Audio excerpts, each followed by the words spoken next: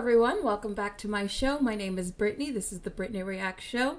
And on this show, we talk all things entertainment news. Today, we are actually reviewing the new Aquaman movie, Aquaman and the Lost Kingdom. This is the sequel to the 2018 Aquaman movie. I do believe it was 2018. So it's been a minute since we've had an Aquaman movie. It's not been a minute since we've had a DC movie. Unfortunately, we've had two pretty bad DC movies already come out this year with The Flash and Shazam.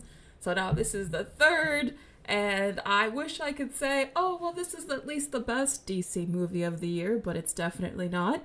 We're going to get into my review in a minute, but yeah, I have to say off the top, not their best effort. I mean, that's saying a lot because this is the DC universe we're talking about. There's a lot of bad movies in the DCEU. I do like some, I don't hate all of them.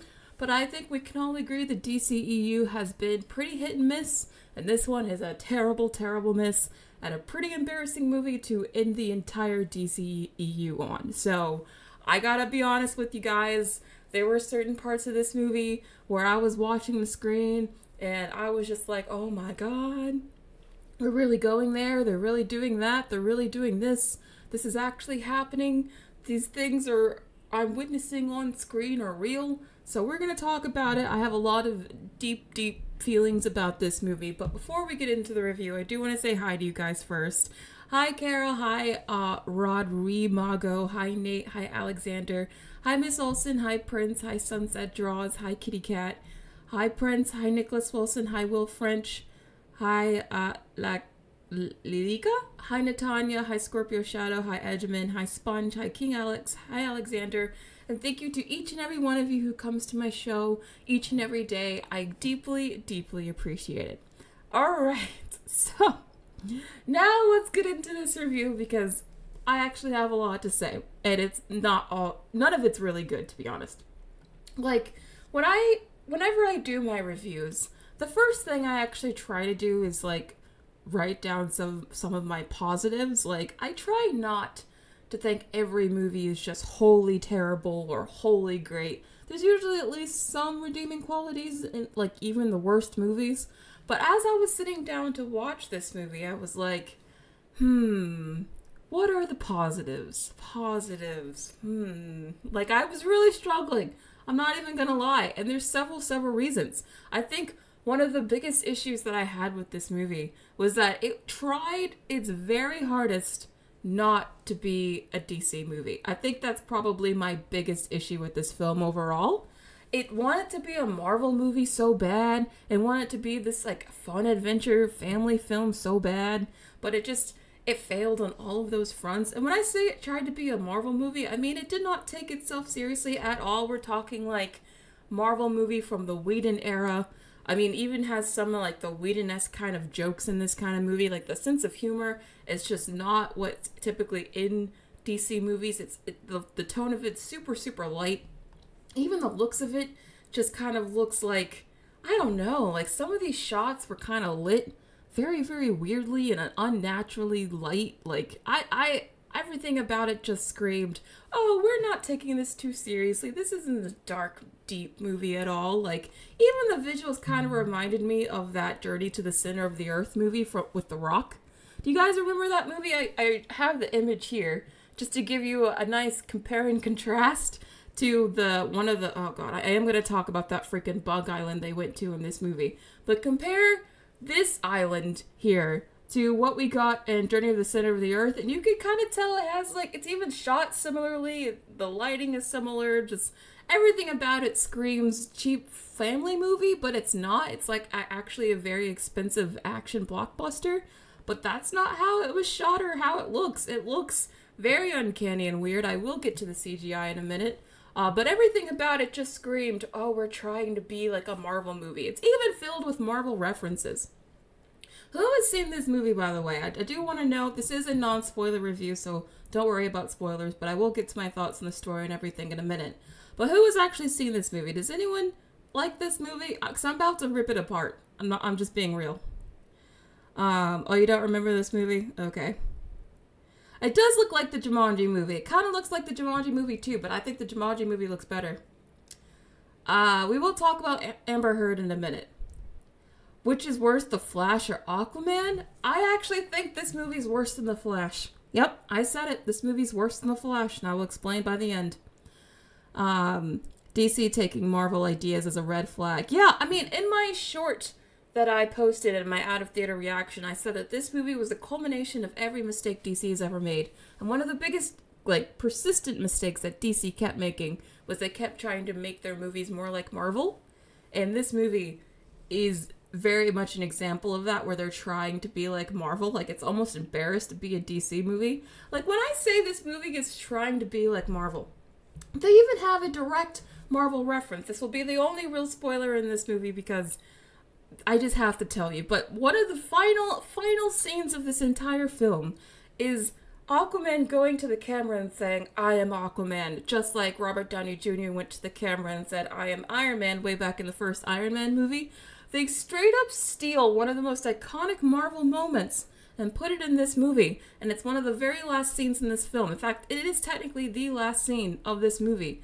And again, this movie is supposed to wrap up and end the entire DCEU, so the entire DCEU ends with a Marvel reference? How embarrassing is that? I mean, that just shows you that, they never really stood a chance against Marvel. They were always trying to compete with them. They were always trying to beat them, and they just never did. In the end, I guess they decided to just become Marvel, because that's how this movie feels to me. Yeah, sorry. Olivia B says, didn't see it and don't want to. Honestly, you're save your money. Save your money. Yes, The Flash is better. Aaron says, not yet. You haven't seen it yet. Okay. Seems like most of you guys haven't seen it. Scorpio Shadow says, oh my god, what a joke. Never mind, this is a bad joke. The whole movie is a bad joke. Really, the whole movie is just one nonstop bad joke, including this one, by the way. Just to give you an example of some of the clunky, weird dialogue that's in this movie, this is one of the lines that the main villain in this movie, Black Manta, says to Aquaman regarding Amber Heard's character, Mara. He says, first you steal your brother's throne, and you steal his woman? Aquaman, shame on you. And the way he said it, too, is so just he literally says it, "Aw, Aquaman, shame on you." You took your brother's woman? That's the kind of Whedon-esque sort of, on the nose, kind of, almost fourth wall breaking kind of humor here. It's very, very silly. Really, I would say this entire movie is not serious. It's a not serious plot filled with not serious actors, except for maybe two of them. Because if I'm being real with you, if you guys have seen Fast X, we did not get Aquaman, we got Dante. If you've seen the new Fast and Furious movie, the best way to explain Jason Momoa's performance is it's Dante light. And Dante is super flamboyant. He's super out there. He's a really fun villain. He was honestly the best part of the last Fast and Furious movie. But if you're looking for the serious Aquaman that you got to know from the first movie, this is not him. This movie, he is super silly. He is basically Momoa to the max. And I like Momoa. I really like his kind of happy-go-lucky personality. But really, that is how he is in this movie. I think there's maybe two scenes in this entire film that he actually takes seriously. Because in the rest of the film, he's just doing his woo! And oh yeah, man! And his macho, hoorah, himbo type of attitude. That's how he is the entire film. And while it's fun, I guess, it just felt very totally inconsistent. Because you have Momoa, who's just acting like every day could be his last, and he's just having the absolute most fun he can on set. And then you have poor freaking Nicole Kidman, who I feel was actually trying to be a serious actor. I mean, there was a scene in the last act where she's actually crying and she's super emotional. And I'm like, oh, Nicole Kidman, you're really bringing it. But this is so not the movie. You're acting like you're in a serious film, and this is not a serious movie. This is she's both. I would say both her and Black Manta were honestly acting really serious. They were really into their roles. Black Manta brought a lot of gravitas, and I don't know. He was really bringing it. I like the actor here, but compare them to like what was going on with the A plot here with the two main leads, and it's like totally just very, very different. Like these guys were in a buddy cop bro movie that didn't take itself seriously at all, while he was in a very serious movie where he's trying to get taken seriously as an actor. And like it just kept going back and forth between the two, and I'm like, what are we doing here? What is the tone? Because for me, I feel like we are just supposed to like turn our brain off in this movie. This is not supposed to be taken seriously. But then we've got these actors, at least this one actor here who was like really bringing his all and like being super menacing. I mean, he looked really great on camera. But I'm just like, dude, this is just not the movie. This is just not the movie for this. Like, if this is just gonna be some like funny camp, buddy cop comedy or whatever, or buddy comedy that this kind of turns into, this is just not the movie for this sort of serious performance. I don't know. You look great though, I have to say. I mean, I do have a super chat, sorry. Nicholas, thank you so much for the super chat. Really appreciate it. The "I never draw this blade" line pissed me off. I mean, there's so many bad lines in this movie. There's so many bad lines. Like, the dialogue is very clunky. Feels like it was partially written by a 12-year-old. The script is really one of the worst parts of this movie. Thank you for the super chat. Sorry, I just keep talking, but I do want to know your guys' thoughts in the chat. Neo says, "This is why I'm glad that I did not watch this movie." Yeah. Prototype says, "The acting from Black Manta is great. It's just the writing that pisses me off." It's true. It's not actually him that is the villain in this movie. True. Alexander Padilla says, "Jason Momoa was amazing in Dune, though." Jason Momoa is a great actor. I'm not even trying to hate on him. Like I said, his performance as Dante in Fast X, he was the best thing in that movie. I'm just saying, like, he brings this Dante energy to Aquaman, and I'm like, I don't know if this is the same character as the same Aquaman that was in, like, every other movie before. He was always kind of he had, like, a bit of silliness to him, but he was still, like, more of a serious guy, Like, he took his role seriously. He was a serious superhero. Now he's just kind of like, all right, let's just have fun. Let's just rock it out. Let me just be my Momoa self and just bring all Momoa-isms in it. And I'm just like, okay, that's just a very different character now. Like, what are we doing? Kind of like how I feel like with the Marvels, they kind of turned Captain Marvel into like a new character by the sequel. I kind of feel like they did the same thing with this one, where they were just like, people really like Jason Momoa, so we're just gonna let him turn Aquaman into Jason Momoa, because that's what they did. Astronomy says, "A common theme with these terrible movies is the bad scripts. What Hollywood needs to learn is that a movie lies or dies by its script. Movie needs great scripts." I totally agree. This movie cost over $200 million. And I keep thinking about Godzilla Minus One, that apparently cost less than 15. And I'm like, the script, the story, even the visual effects are like night and day to this kind of movie, and it costs so much more. Nintendo Gaming Chair, thank you so much for the super chat. How many minutes is Amber Heard in Aquaman 2?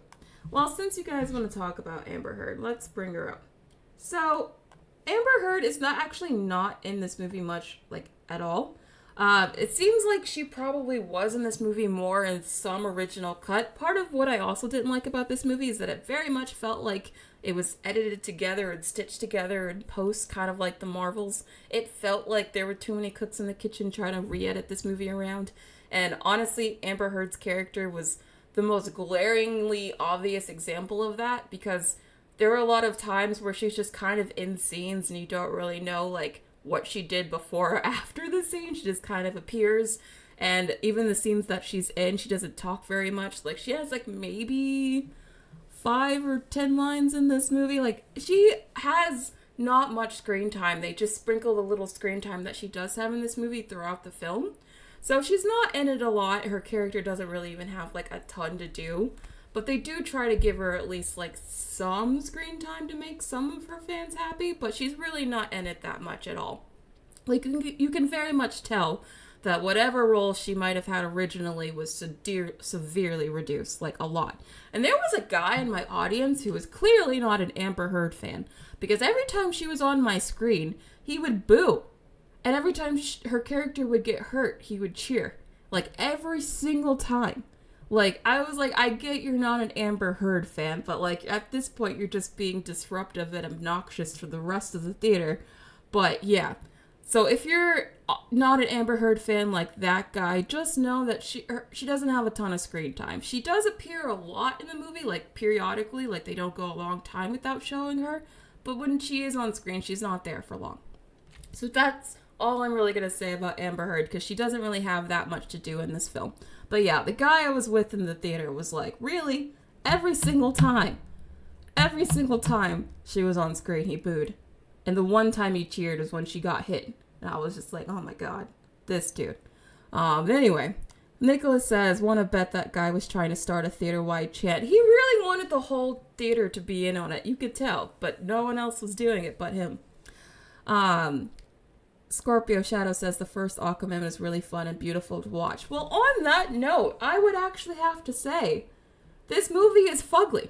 Like, you guys know how I feel about The Flash, and how I thought The Flash looked really bad because of the CGI. It just looked very weird and unfinished in a lot of scenes. Well, I actually took some screenshots from the trailer, just so you guys can get an idea of what I mean when I say the CGI in this movie is not great looking. Like, some of it's kind of okay, but honestly, most of it's not.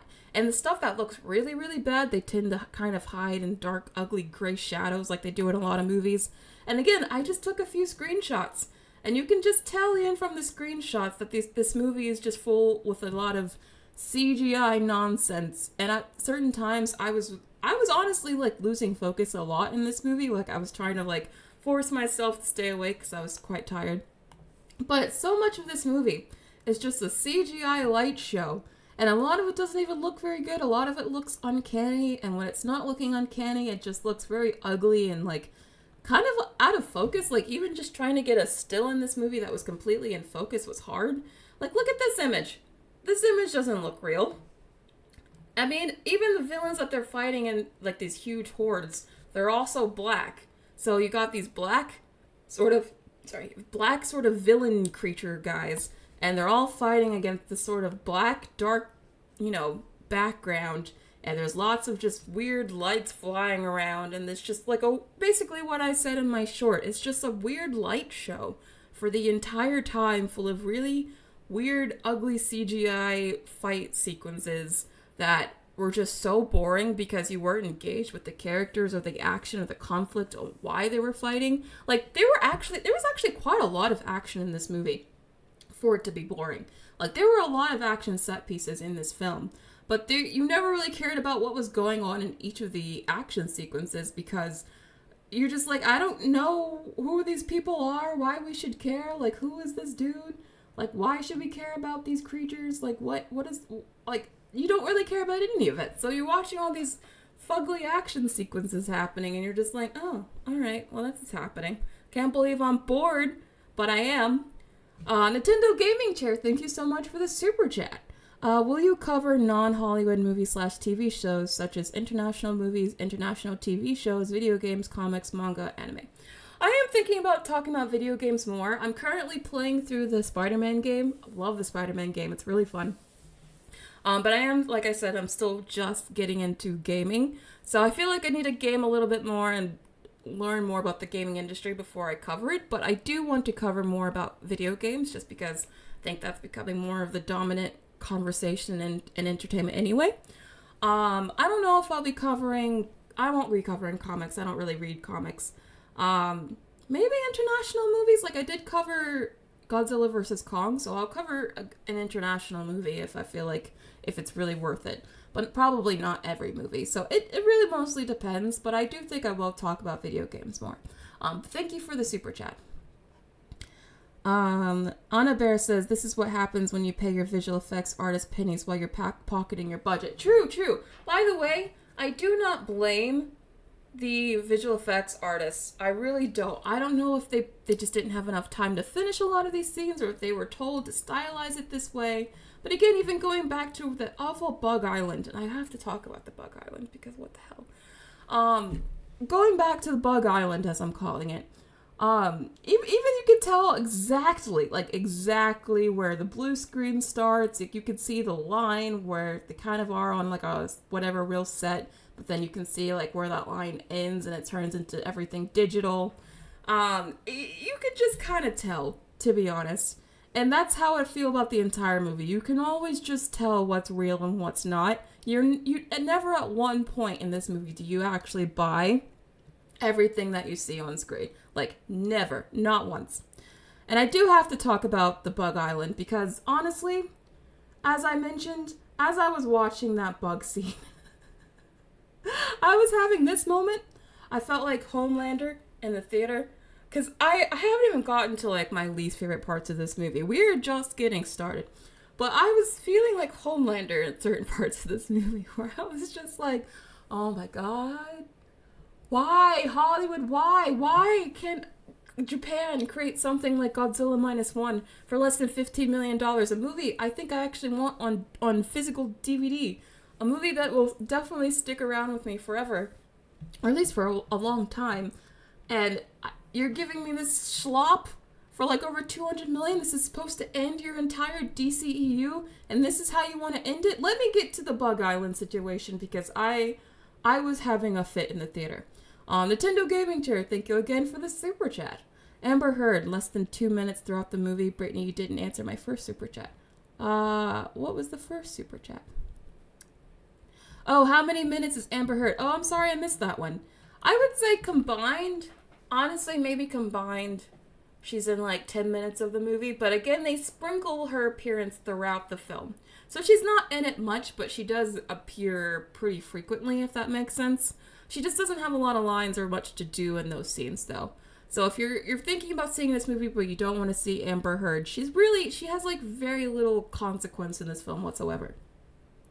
Nicholas Wilson says, Bug Island, my spider's sausage and kiwi says hi. Are you Australian, Nicholas? I mean, I don't know. They weren't in Australia, but let me talk about Bug Island because this has to be one of the most ridiculous scenes I've seen all year. So what I mean by Bug Island, I mean when they actually go to the island that I keep showing you here. It's part of their adventure. The whole story, by the way, it's a really simple story. It's about the two brothers. They need to team up again, even though they were originally foes and they fought each other in the first movie. But they have to team up in this one to take down Black Manta, who wants revenge on his brother dying. So it's about them teaming up to take down Black Manta, essentially, and save Atlantis, yada yada. The plot is actually very, very simple, but it requires the two of these characters spending a lot of time together, and they kind of go on this kind of buddy comedy adventure storyline that's like the majority of the movie. And one of the places they have to go to is what I'm calling Bug Island, because on this island they have to encounter gigantic grasshoppers and gigantic rats and for some reason all of the insects and all of the rodents on this island are like just massive.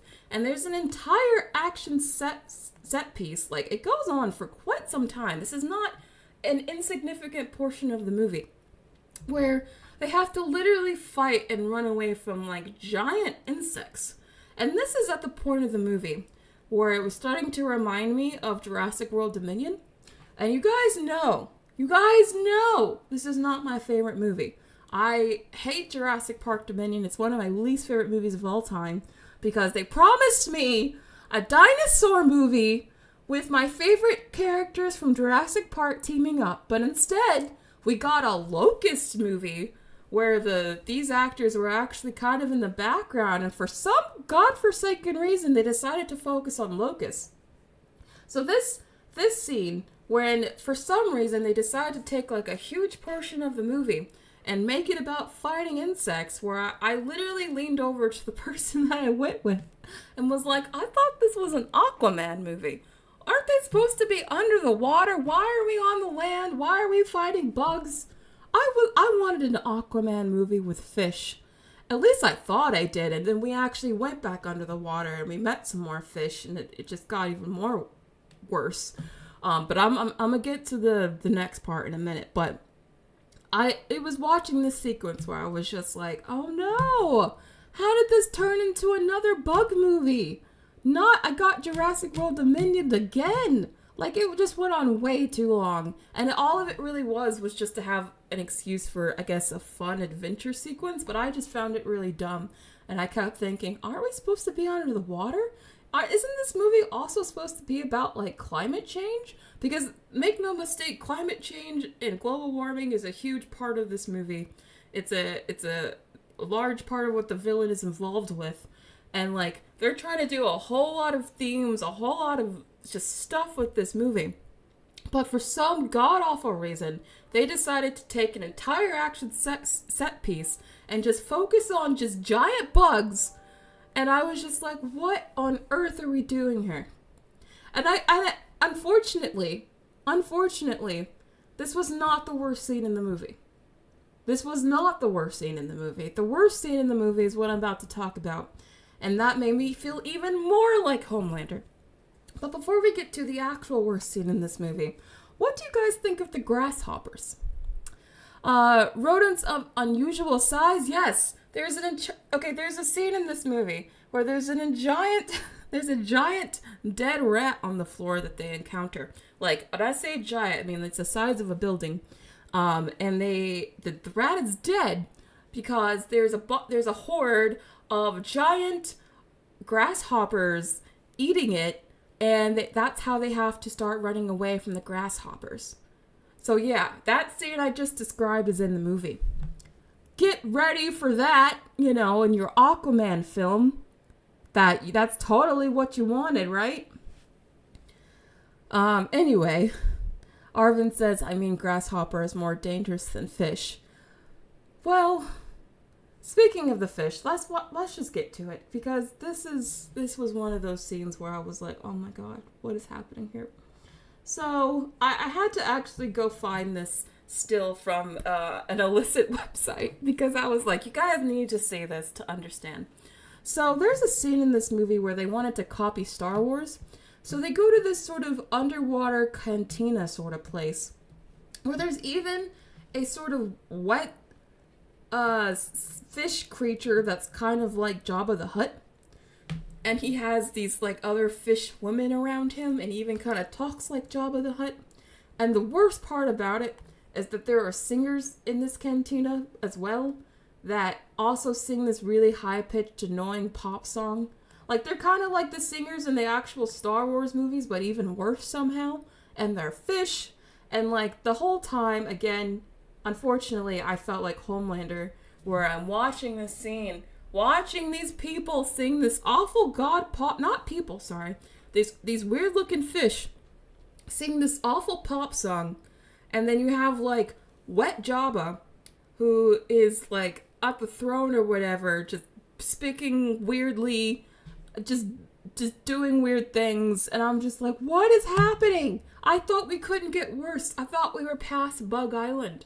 But no, we are in the underwater Star Wars cantina, listening to Wet Jabba the Hutt do say stupid stuff. Like, I'm sorry, I'm trying not to cuss, but like, this entire sequence, I was like, what are we doing? Why did you take time out of this movie, time out of my life to show me this? Why? I cannot even begin to explain really just how much I hated this scene. This whole scene, I was like, what the hell is this? What actually is this? This is how you want to end the entire DCEU? This is how we're going out? On weird fish pop singers and Wet Jabba? I couldn't. Again, this was me in the theater.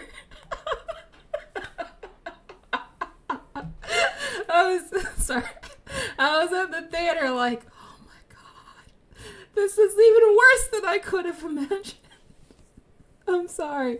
I thought Quantumania was gonna be, my least favorite movie of the year, but this one's really fighting it out. I can't explain enough how much that entire sequence was like, oh my god, get me out of this theater. And the audience was laughing at the movie, not with the movie, at the movie. Like, this wasn't even the only time, too. My audience laughed at the movie several times. And I don't think anyone in my theater walked away from this film thinking they just saw art. Because I don't think a single one did. Alright, I have some super chats to get to. Alright, Nintendo Gaming Chair, thank you so much for the super chat. Have you heard of Open Hand Foundation? No, I have not. Please tell me what it is, Nintendo Gaming Chair. Angel Barrera, thank you so much for the super chat. Do they know space isn't the sea? Well, they treat the underwater space scenes like it's space. Like, a lot of the times when they're underwater, they even have, like, these submarines that kind of act like spaceships. Like, basically how they painted the underwater realm was just space, but with fish. That's kind of how they painted all of the underwater towns and whatever. It felt very much like they're going around exploring space, but instead it was the ocean. Kind of a weird choice, but again, I also kind of understood that. That was not the weirdest part of this movie. No, this right here was the weirdest part of the movie. It is better than Willy Wonka. 10 times better than Willy Wonka, for sure. Prototype says I would have walked out of the theater. I mean, I was thinking about it, but I knew I had to review it. Yeah, you do not want to see Wet Java. You do not want to see Wet Java. Let me tell you. Arvin says, when Brittney says, get me out of the theater, then it's so bad. Even worse than crack and noodle thing. Yes! I was thinking it, but I was like, I gotta review this. Honestly, I was so disengaged with this film, I honestly kept having to, like, fight to stay awake. So I was just like, what? I was not into this movie. But I had to review it, so I was like, I gotta stay awake. And I know someone just mentioned James Gunn. But honestly, one of the worst parts about this film is that they kept doing needle drops like they thought they were a James Gunn movie. They even used some of the same needle drops from Guardians. And I'm like, stop trying to be a James Gunn movie. Again, this movie wanted to be every kind of film but a DC movie. I want it to be a James Gunn movie. I want it to be a Star Wars movie. There was even a few times where it wanted to be a Lord of the Rings movie. And it wanted to be a James Gunn movie. Like, this movie wanted to be everything but an Aquaman movie and a DC movie. And I'm just like, why did they decide to end this entire franchise on this note? Very, very strange. Like, they straight up copied James Gunn. And I know James Gunn is now the head of DC, so I'm wondering if he okayed those needle drops. And if he did, I think he's starting to recycle his own needle drops because he needs to get some new songs. Because I was like, this is too James Gunn-esque. I don't like this. Stop trying to make every superhero movie into a James Gunn film. This is very strange. The needle drops don't even work in this movie. Alexander Padilla, thank you so much for the super chat. With this movie flopping, will the movie hurt James Wann, Jason Momoa, Patrick Wilson, and Nicole Kidman's career? Keep up the great work, Brittney. Oh, thank you so much, Alexander. I always appreciate your support. Honestly,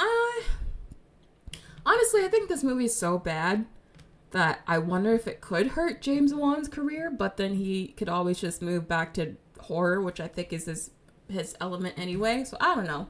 I think all those people will probably be fine. I think the person that will hurt the most from this will be James Gunn because he has to deal with the reputation that this movie stains over DC. So I think honestly everyone involved will be fine because I don't think the issues with this film are their fault. The issues with this film are with studio meddling, the toxic DC brand, DC trying to copy Marvel to get ahead. I basically blame all the executives and producers. I don't really blame the talent that worked on this film. Oh God, Brandon, WTF. Why would you say that? No. Prototype says if they wanted it to be James Gunn so badly, why did they not put James Gunn in the director's seat? Well, it's probably too late to do that. I'm pretty sure. And it's James Wann. They're probably thinking, oh, he directed the first Aquaman movie, so he'll do a good job with the second, but he just did not. Also, funny thing about these suits, by the way, they look very much like rubber to me, and like they even kind of move like rubber, like they kind of fold a little bit like rubber. But at the very end of this movie, the two actors, they shake hands, and there's this very loud clank sound, like their suits are supposed to be metal. And I found that absolutely hilarious because the whole time I thought they were supposed to be rubber suits, and it's only at the very end that I realized they were supposed to be metal the whole time. And I just thought that was really funny because, like, the whole time I was thinking the only positive I could think about was that I kind of liked the superhero suits. But then they kind of ruined at the very end when they made it sound like, oh, wait, they were supposed to be metal? They look like swimsuits. That completely took me out for a second, not gonna lie, because it was such like a loud, obvious clank when they grabbed hands, and I was like, wait, they were supposed to be metal since this whole time? Really did not expect that. It took me out.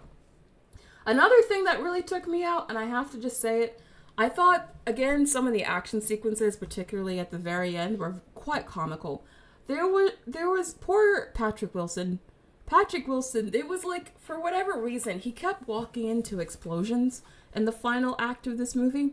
It was like several times in a row, dude kept getting exploded. Like I want to say it was like at least 3 to 4 times in a row he kept getting exploded, and his body would get thrown somewhere, and he would just kind of get up again and just like get back to fighting.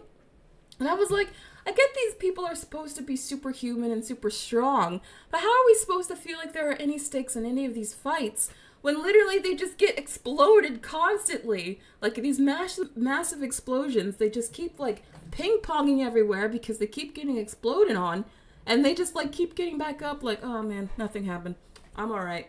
Like they take some pretty nasty falls in this movie, and like every single time they just get up like nothing happened. And I'm like, how are we supposed to feel any tension in these fights if they're always okay when, like, the worst stuff happens to them? Literally, this one time, like, it became so comical because, literally, Patrick Wilson's character, like, I want to say it's, like, 4 times in a row, he keeps, like, getting exploded and, like, he gets moved somewhere else in this facility. It's, like, the plot just naturally gets him to where he needs to be through explosion. It's kind of funny.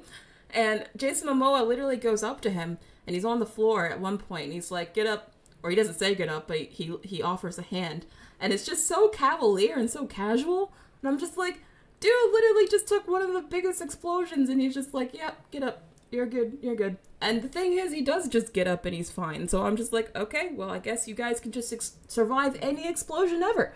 At this point, I'm starting to think you guys could survive a nuclear explosion, because seriously, these explosions are just having no effect on you. You guys are just, I mean, I know you're superhuman, but dang, they really show it, because I guess they have fireproof skin, apparently, I don't know. But then they don't have fireproof skin, because his skin actually does get charred at one point, but then he's immediately fine. I don't know, there's just no stakes in this movie, because they're always fine, no matter what happens to them. And the roach bits, oh, I do have to talk about the roach bits, unfortunately, because the movie does end with Patrick Wilson's character eating a cockroach. Again, very, very minor spoiler. But again, the fact that that's the very last scene that you've seen in this movie at all, and the very last scene for all of the DCEU, period, is just so freaking embarrassing. Like, also kind of apt, though. Like, when you think about a burger, you know, on the outside it might look nice, which is kind of how I guess I would describe most DC films. Like, you'll get lots of spectacle and visuals and stuff. Like, on the outside, it might seem fine. But on the inside, it's usually, like, pretty terrible. It's pretty horribly written. You get some bad character developments. Maybe a not-so-great script. So that kind of represents the cockroach that was on the inside of that burger that he ate. It's a great metaphor. Really, really. I mean, the fact they wanted to end the entire DCEU with the scene of a guy eating a cockroach sandwich is just such a perfect metaphor for the clusterfuck that was the DCEU. I don't know a better way to end this movie, kind of come to think of it, to be honest. It just so perfectly describes the entire mess that it was the DCEU. Maybe that was intentional. I don't know. But, like, that was a weird choice to end this movie on. Not gonna lie. I have some super chats. Onyx Anomaly, thank you so much for the super chat, says, glad I caught you in the early part of the stream, listening while at work. Keep up the great content. Oh, thank you. I'm glad you enjoyed the stream. I think I missed one. Oh, no, that was the same one. But thank you for the super chat. Yes, I told you about the cockroach sandwich. I know. That is how they end this movie. Super, super weird. And it's the second time they have him eat a cockroach on screen, by the way. The second time. Yeah, they hired the dynamite guy from Atlantis. Nicholas says, I'm just imagining Brittney maniacally laughing in the theater over this scene. This wasn't the scene that I was maniacally laughing over, no. Honestly, the scene that I was actually laughing the most at the movie, not just with the movie, was unfortunately a lot of the scenes with Randall Park, and I wasn't the only one. Like, Randall Park had some of the worst, cringiest, clunkiest dialogue to deliver in this film. He also had some of the worst jokes to deliver in this film. There were several scenes in this movie where, again, my audience was laughing at him, not with him. And I don't think that was intentional. And that sucks to say because I love Randall Park. I love Jimmy Woo in the MCU. I also love him on Fresh Off the Boat, which is a series that he's on. He's really great in that. So it pains my heart to say that I did not like Randall Park's performance, but I totally don't blame him. Again, he was just given an awful script and an awful character to work with, and he did the best that he could. But really, he had some of the worst jokes, some of the worst lines. I felt bad for him. I really did. It wasn't a good look, not at all. Overall, I have to say this film was just a mess from beginning to end. As you can tell, I did not like this movie at all. That's why I give it a 3 out of 10. And to be honest, I was considering going even lower. But I felt like, well, at the very least, Jason Momoa seemed like he was having fun. You know, I don't like it, or I don't hate it quite as much as I hate Jurassic World Dominion. So I guess it's at least a 3. So I don't know. I think this movie fails on not just being a good DC film, on not just being a good ending of Aquaman's character and a good ending of the DC universe. I think this movie fails from like a cinema, just filmmaking perspective. Like, I think this movie represents everything wrong with modern blockbuster filmmaking, because you can tell this movie was made by a bunch of executives in a boardroom who were trying their best to make a film they thought would please everyone, and in the end they made a film that pleased no one. And that's kind of my issue with this movie. I feel like it's super bland. The jokes don't land because they're just the most common denominator, lowest hanging jokes you could possibly make. I mean, there's literally a scene where Aquaman like flies on his back because he gets knocked over, and Jason Momoa literally says something along the lines of, "Oh, well, that just happened," or it's something very close to that line. And I'm like, are we still doing that kind of humor? Like, oh, that just happened, and that's supposed to be the joke? Like, that's the kind of humor that's in this movie. Very much like, very much like the lowest hanging fruit you could possibly take when it comes to comedy. But also, it doesn't just fail as a comedy, but also fails as a story. There are several moments in this movie where, like, characters just kind of appear out of nowhere. Like, poor Nicole Kidman. Again, Nicole Kidman seemed like she was actually trying in this movie. But the script treated her character with so little respect. Like, literally, her character just kind of appears in this movie out of nowhere. Like, the movie's just going, things are happening, and then suddenly out of nowhere, they cut to Nicole Kidman in the ship with one of the other characters, and you're just like, what the heck did she come from? She just literally comes out of nowhere. That's how you know this movie was edited and moved around and changed around a lot in post, because, like, she literally just shows up out of nowhere, and that's just kind of, like, indicative of the entire script, where it's just kind of all over the place, very messy, disjointed, doesn't feel like the scenes really flow in together that much. It doesn't seem like any of the actors are taking any of it seriously, besides maybe poor Nicole Kidman and Yahya Abdul-Mateen II. They're the only two actors I felt like had any sort of seriousness. Everyone else was just so not serious. Yeah, I thought the CGI for the most part was actually pretty bad, and I did not like this movie. I thought it was very, very bad. Okay, Age of Men, you guys are asking me about the baby, so I'm gonna briefly give a little bit of spoilers. If you don't want to know what happens to the baby in this movie, I guess tune out for a little bit. Maybe I'll wave my hand again when I'm done talking about it, but they don't, I guess, I know there were a lot of rumors that people walked out of the test screening for this movie because of something that happens to the baby. They must have taken that out for the actual release because, yeah, the baby does get in danger in the film, but nothing really happens to it. So I feel like whatever people must have walked out of the screening for over the baby situation, they must have taken out, because I don't see anything other than just the horrible quality and that one cantina scene. I don't really see any other moments in this film where you would, like, actually want to walk out of the theater, you know? So I feel like they must have taken that out. And I'm done the spoiler.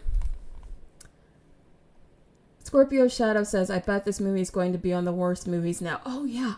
I am doing my top 10 least favorite movies of the year next Wednesday, so make sure you're here for the stream for that one. Oh, you think my score is high, Ajamin? I was considering going lower.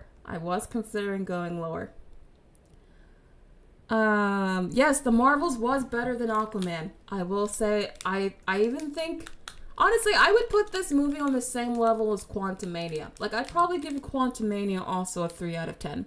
So it's in that realm. It is that bad. Again, I even think The Flash is a better movie than this. Because at least I actually kind of like some of the story elements to The Flash. I just thought a lot of the other extra stuff was bad. But no, even the story in this one is really terrible. Any other comments or questions about Aquaman? I wouldn't even say, Nicholas, that this movie was mid. I would just straight up say this movie was bad. It's not even mid. It's bad. It's a bad movie. Prototype says the baby biting the dust was in a comic storyline. They must have tried to adapt that, but the test screening made them change their minds. Yeah, they must have changed something because the baby lives and is fine in this movie. But yes, I do think it's genuinely that bad. It just doesn't work on any level for me. I thought, again, at certain points of this movie, I was just watching a CGI light show with really bad jokes. That's kind of how I would describe this movie in a nutshell. But anyway, that was my review of Aquaman. That's my opinion on the movie. What do you guys think of it? I know a lot of you haven't seen it yet, but when you do see it, or if you do see it, please let me know. I want to know what you guys think of the film. But I really think it was bad. I think this is such an embarrassing way to end the entire franchise, but at the same time, I kind of feel like it's a fitting way to end this franchise. The DCEU has been mired in controversy for well over 10 years at this point. As I tweeted, it's actually kind of embarrassing that the DC universe started off with some of the most popular comic book characters ever. Household names like Wonder Woman, Batman, Superman, even Lex Luthor and some of the other villains like Joker. They had an arsenal of super popular comic book characters, and they couldn't figure out a halfway coherent universe for over a decade to even semi-match and compete with Marvel. That is so embarrassing and sad, and Marvel had to start with much less popular characters. That is embarrassing. It is really embarrassing how much DC just let Marvel eat their lunch, and to the point where they just their final film in the entire DCEU, all it is just trying to copy Marvel's formula. That's all this movie tried to do, and it failed at it spectacularly. So, honestly, I can't even say this movie could have been better, because I don't think it could have. I think DC is too cooked at this point to really put out a decent film. I think James Gunn is the only faith that I have that DC can turn things around at all, and that's just because I loved Guardians 3 so much. But James Gunn is the only person I trust over there to actually make a good movie. Because at this point, it's just embarrassing. Especially after a string of terrible movies, like with Shazam and The Flash and all these other films. I gotta be real with you. My faith in DC as a brand is at an all-time low. It was already low before this movie, but it's even lower now. James Gunn has a Herculean task on his hands to change everything around. He really does. Oh, Nintendo Gaming Chair, thank you so much for the super chat. Completionist without open hand foundation allegedly committing charity fraud. Corruption not donating until exposed by Carl Jobs, some ordinary gamer. Unfortunately, I find that a lot of these huge charity foundations are mostly just frauds. I kind of side-eye any major charity foundation now, because usually there's a lot of corruption behind the scenes, so unfortunately that doesn't even surprise me. But thank you for the super chat, really appreciate it. Any other comments about Aquaman before we are done? Again, I do want to remind you guys that we don't have a stream on Monday because it's Christmas, but we do have a stream next Wednesday. That's what I'm going to give you my top 10 least favorites, so make sure you're there next Wednesday. I want to make sure you guys all have a happy Christmas. Thank you so much for coming to my show and just being a part of the show just in general this year. I really appreciate it. I took a huge risk trying to do more streams and do more shows, so I appreciate you guys supporting the channel. I really do. I am going to do a whole stream, Charlie, on what I look forward to in 2024, but I'm going to do that the first week of January. So look forward to that stream as well. But I think that's it. Thank you all for coming to the show. Again, I'll see you guys next Wednesday. This has been really fun.